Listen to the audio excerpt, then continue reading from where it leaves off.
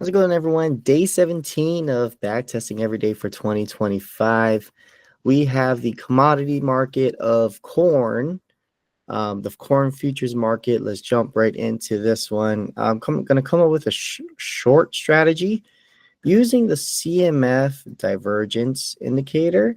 So it's a Chaikin Money Flow indicator. It indicates that a trend is weakening and may reverse. So we're going to use a bearish divergence here, and let's go jump into here. Let me try to pull up with the bearish CMF Chaikin Money Flow. Let's pull that up, and then I'm gonna. All right, so what you see on my chart, I already ran the test, but I'm just gonna break down what you see in the chart here. You're going to see a stochastic RSI. The orange one is a anchored VWAP. Well, let me see, what was that? Week to date. Anchored VWAP from the high, and it's week to date. That's where it's anchored, so it's continuous. And then at the bottom is a CMF indicator. So I created a 1-hour strategy to go short only. And this is a template on TrendSpider, and I kind of built on this, right? So I ran this. I'm going for like almost a 2-to-1, about a little more over a 2-to-1 entry or criteria for my exit.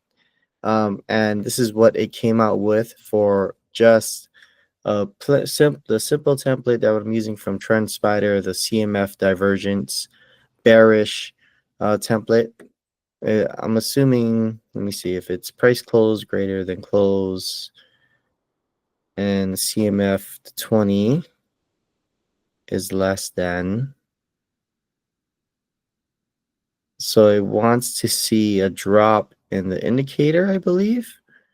So if price hits up, it's making a recent high. Let's look at this one.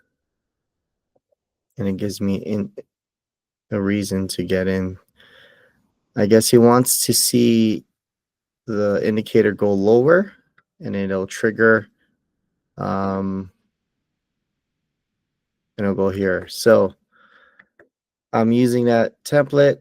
I mean, if you guys want to do more study, definitely go take the time to do so.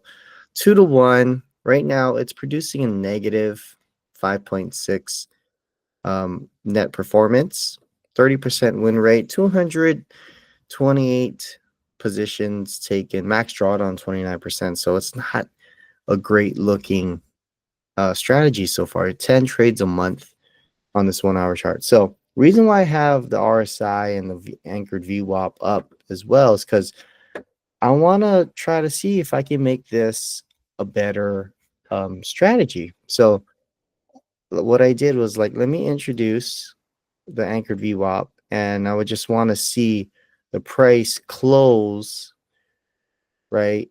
It's just it's an additional filter. I want to see it close above the anchor VWAP, meaning it won't enter a short when price is below the orange line.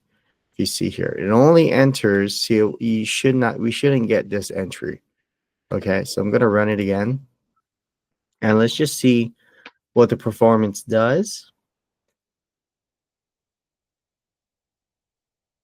All right, so I made it a little better. What it did, it cut the entries in half. Okay, and that's something you guys can do when you're testing these different strategies, and it's giving you tons of entries, and you're not going to take all of them. Plain and simple, right? You got to kind of keep it realistic, and kind of just, that's where that additional filter comes in.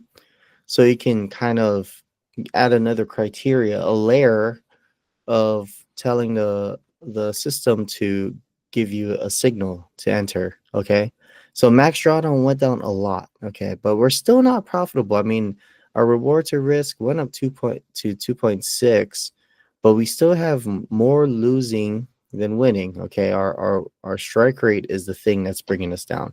Good risk to reward ratio, but our strike rate is still, it still needs to be improved. So what I just threw on is a simple stochastic RSI indicator. And I'm just telling it like, hey, when it's above 90, this figure on the right, where the blue line, when it's above 90, then that'll be another, that'll be one more filter for you to enter short. So let's run it and see what it comes out with.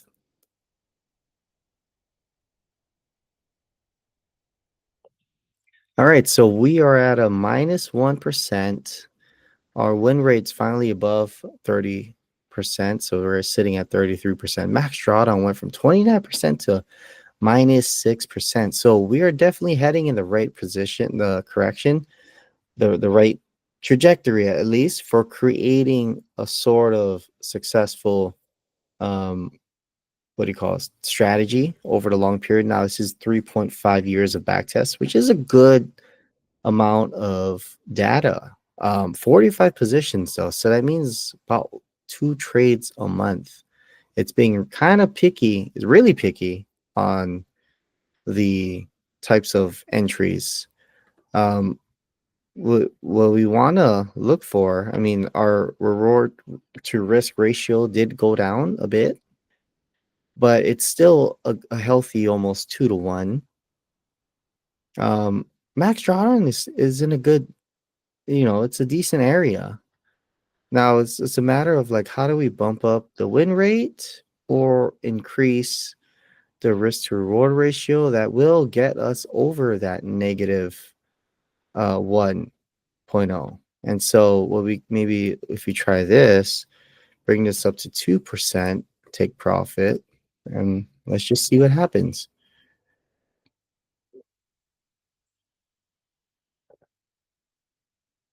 Now it made it worse, okay, because we're trying to go for bigger moves, and that's just not happening, right? So let's bring it back down to 1.5. Let's go 1.4 just to be little, um, exact 2 to 1 here. And we're finally in the profit just by 0.1%. If we're going for a bit shorter move, it allows us to go ahead and create a profitable trading system. Now, you got to think about this though, you know, how does this fit in your portfolio? Is this going to be a good addition, or is it going to just be taking away where it's going to give you unnecessary entries where you're simply just not making enough to cover the cost of commissions and slippage and whatnot. But it's just showing. I want to give you this example. If you start with a negative strategy, those don't go right away and throw it in the trash and just move on to the next.